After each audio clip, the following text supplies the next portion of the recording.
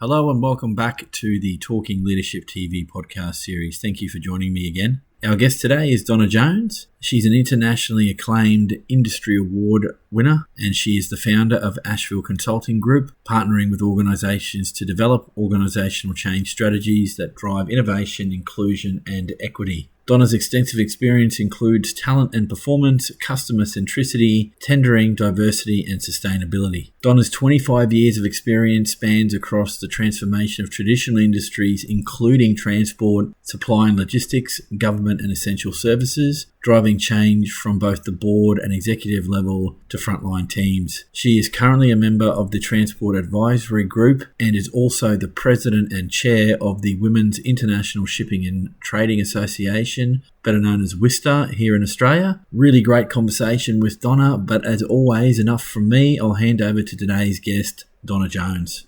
G'day everyone, welcome back to the Talking Leadership TV podcast series. Thank you for joining me again. My guest today is Donna Jones. Donna, how are you going? Good, thank you. And thank you so much for having me, Eric. I really appreciate the opportunity. Appreciate you coming along. So some disclosure for those watching the video or listening to the audio. I work with Donna through my role as CEO with the Australasian Institute of Marine Surveyors, and Donna in her capacity as the president and chair of WISTA Australia. But putting those updates to one side, we're going to talk leadership today. So want to get started, if I can, Donna, with what are you seeing in the leadership space at the moment that one is a positive thing and two is not so positive thing? So let's start with the positives. Eric, from my perspective, I guess thinking across my career and sort of where are we at this stage, some positive things are, I think there's a genuine commitment to strong leadership. I think there's a commitment to supporting more women to attain roles in leadership. However, I still think there's confusion around what is strong leadership? What does that mean? How do I be an effective leader without being emotionally exhausted?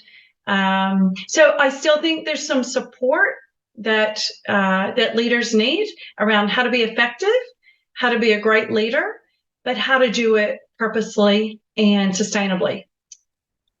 Yeah, sure. There's and thank you for that answer. There's a little bit to unpack there, and just out of curiosity, if you had to break down how you support our leaders, should it be done by how long someone's been in leadership roles, so early career, established to end of career leaders? Is it age? Is it gender? Like, how, in your mind, what's the optimal breakup of that? Because I've had discussions in previous podcasts and I'm still not quite sure in my own mind how to do it, because there's any number of consultants and ex CEOs that are out there offering services to mentor leaders or to be a sounding board where otherwise they couldn't get that. So how in your mind would you break that up?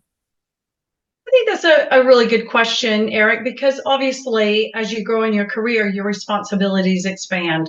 So when you're first starting out, I think it is important to have an emerging leadership course for leaders who are just starting out, who may be at a peer level with their colleagues, and then perhaps are promoted or brought in as a new leader. I think explaining the foundations of leadership and how to support them into leading, purposely and sustainably is really important. Growing in that career of leadership is really important. And sort of that mid-career where some people feel stuck, as a middle manager and probably are facing burnout around juggling all the responsibilities that they have. I think that's a really important step as well. And I know McKinsey and other organizations have done a lot of research on the importance of that middle manager role and that the leadership components of that role. And then, of course, executive leadership is that next level where you have compounding responsibilities and overall accountability for managers and leaders who make decisions to benefit your team or the group that you might be accountable for. And that's probably a separate segment as well. And also there's a gender component as well that does add a complexity particularly depending on the type of sector that you're working in. My background is mostly sort of heavy industry, heavily male-dominated sectors, and I think layering a gender component could be of great value, particularly for women working in the sector and aiming to grow their careers. The other thing I would say is I think leadership is not like a lifelong journey that someone should expect to be on. I do think if you're a great leader, you should have some pauses in that leadership, time to reflect and sharpen your skills, that you should not expect to be a leader for your whole career, looking after people, because if you're doing that right, you should need a bit of a break and a reset at some stage in your career as well. Yeah, that's an interesting point.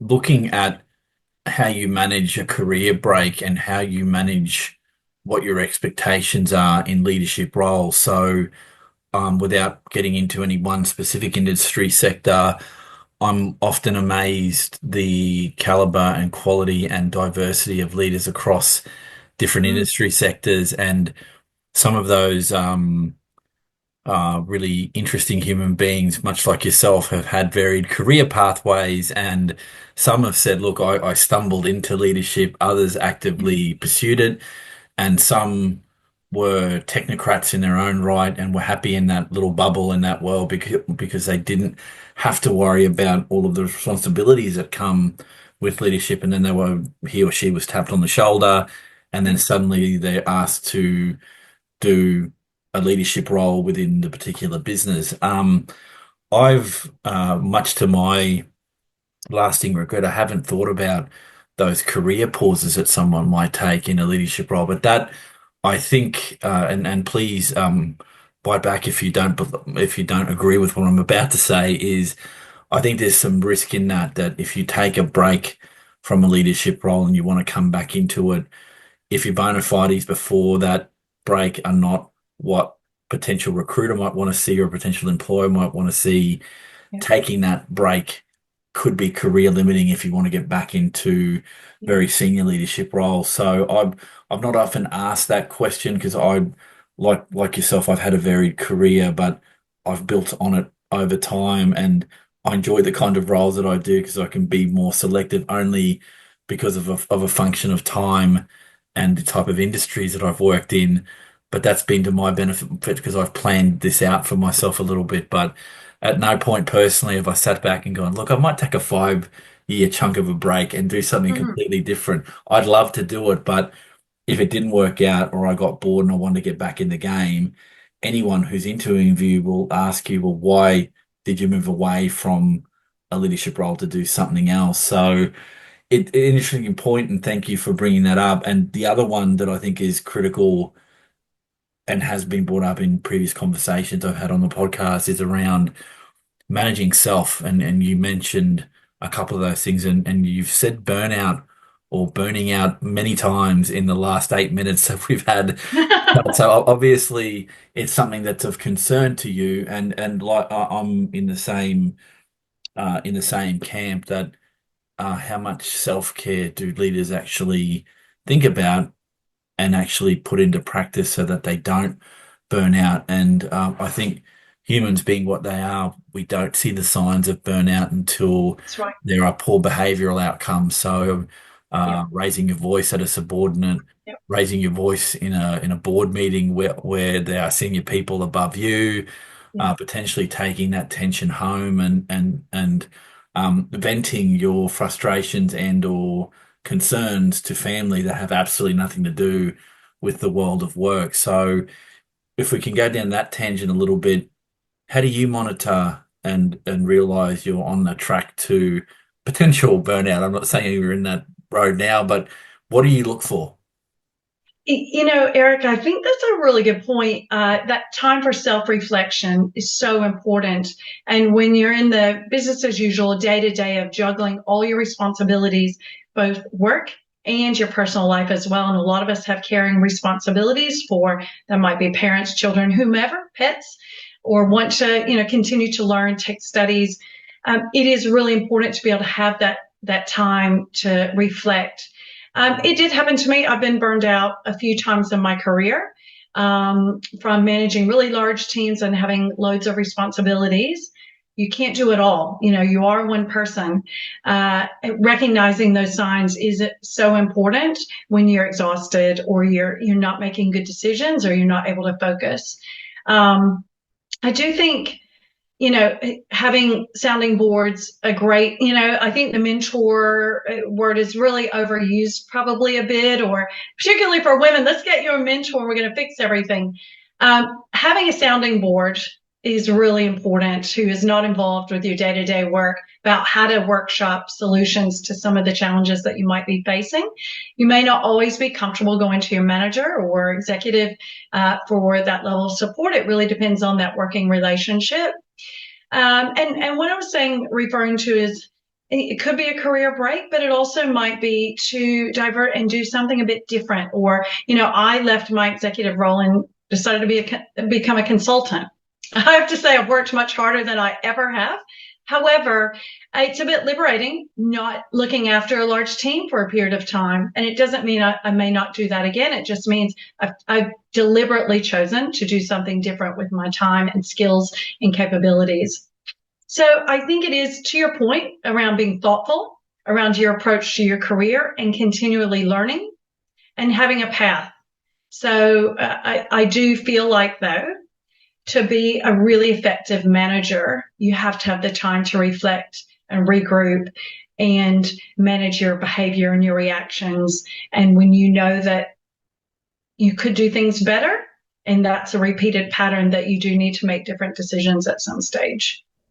Yeah, 100% agree. I've been reading a few articles on the LinkedIn, and some of them have talked about understanding your own emotional intelligence, your own emotional reactivity or lack thereof, or too much of in the workspace. And it's something I, again, understood but never gave a lot of time to, because I've always been of the camp that you bring a work persona as much as that exists, and you have to act hopefully in professional way so you don't display emotive tones at work. That's easier said than Yeah. done, and Yeah. different people have different situations in which a bad response is triggered by an emotive issue at that point in time.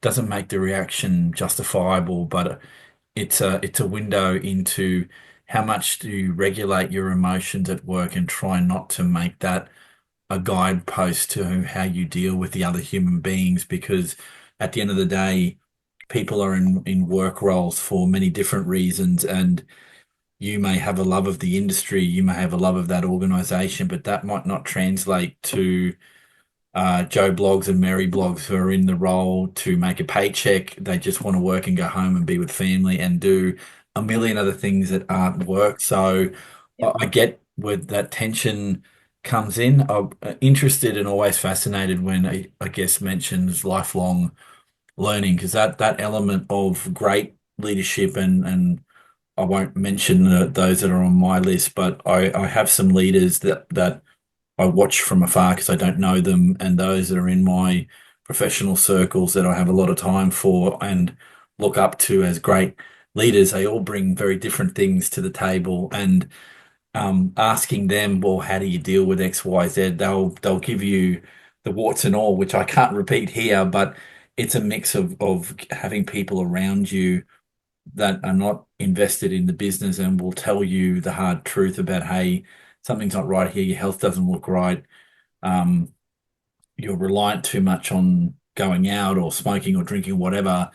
Then there's the mental health side of things. And I still think it's not talked of enough, because I think there's still a stigma attached to saying in a professional setting, I have a mental health issue, or there's a battle here that I'm going through. And not that you're expecting support from people that really don't know you, but having that conversation in the work setting is difficult, much like all of these conversations around what does self-care look like and how do you apply it in the workplace. So interesting that you brought all that up, and I'm glad it's a couple of hundred conversations in. I'm glad I'm hearing the same topics. Unfortunately, there is no silver bullet to any of this because we're all in this for various reasons. So let me ask you the following in terms of meeting some of those challenges, and let's go to the professional development side, lifelong learning side of things as a challenge.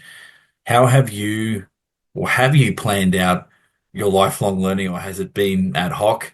And then how do you then translate that into helping others Yeah. in that process? Yeah. It's a good question, Eric. And I did want to say, just really quickly on the reflection piece, I do look at feedback as a gift.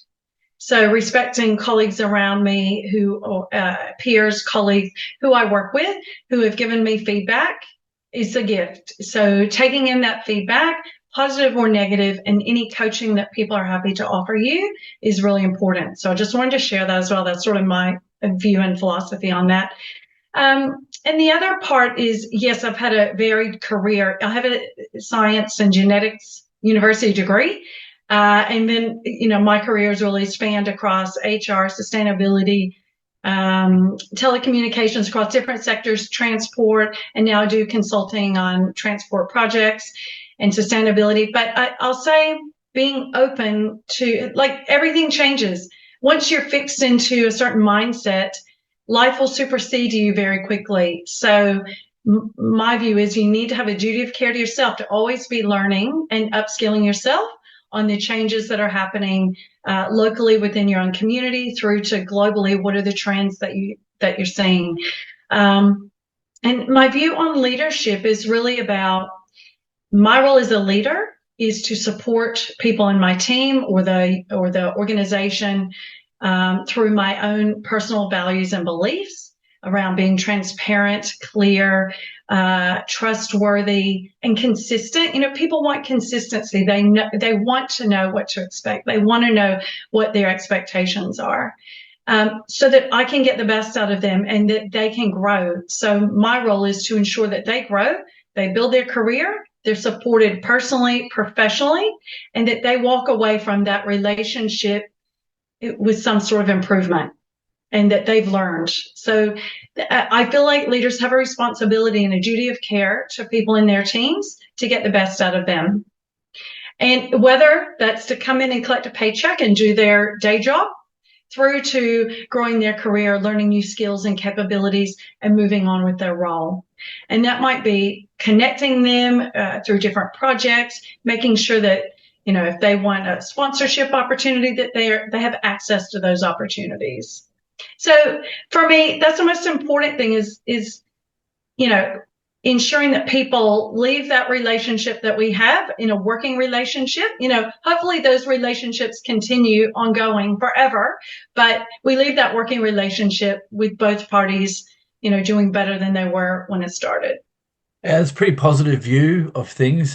Thank you for sharing that. I was thinking about a couple of things on how to go forward with asking them questions here, and I think one of the areas that is fascinating from your response is around duty of care. Now, let's get rid of the legal side of what that means, and I understand what you're saying. And it's often struck me that there are any number of very good organizations that train directors for roles on boards.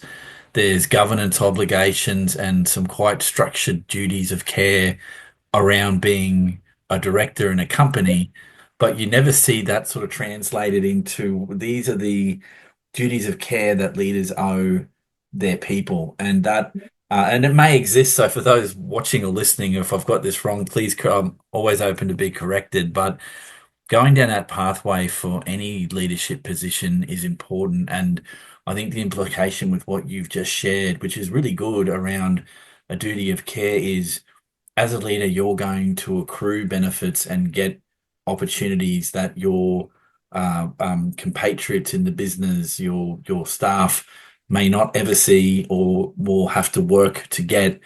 It's incumbent on you to try and open some doors and open some thinking around what you can do for those that want to progress in that business or want to progress careers beyond the current roles that they're in. So I always come back to this idea that not everyone wants to be a leader, and oftentimes people don't ask if Yep. if they'll accept a leadership role, so I'm not assuming for a second that everyone wants the good and the bad that comes with leadership roles. I guess the other area and a question I've got for you is now that you've learnt all this through a varied career, you're very much about the relationship in the organization with the people that you're with.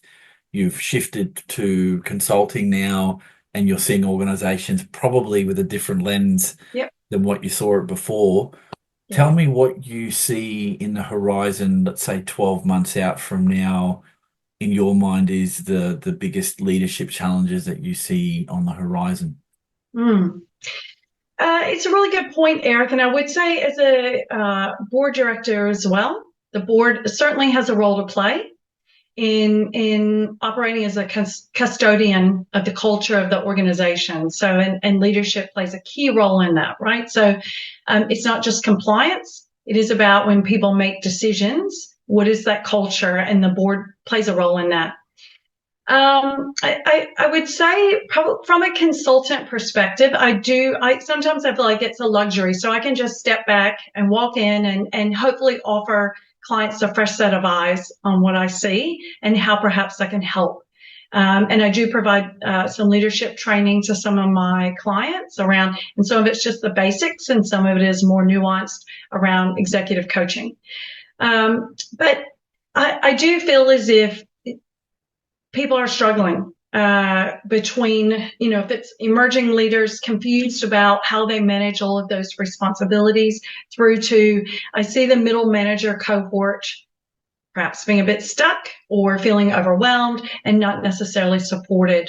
Those are the two real call outs I would look at around the middle manager cohort, who have a lot of personal responsibilities that fall on their shoulders, along with delivering, performance outcomes for their teams. And they may or may not have received any sort of training around how to make effective decisions, how to give people feedback, how to follow up with them, and even how to role model behavior from their own personal values or those organizational values that they're expected to abide by.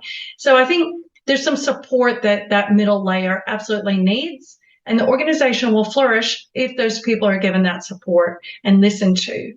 I would also engage employees around leadership. So, how do people feel about their leaders across the company? How can they be more supported?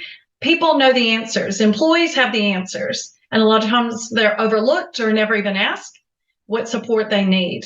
So, actually asking people, how can I help you? What do you need? What does the business need to offer you in terms of support? People will give you those answers. Yeah, that also is interesting because I think some organizations, irrespective of size, assume that their employees or their middle management is going to come to them and say, I need support.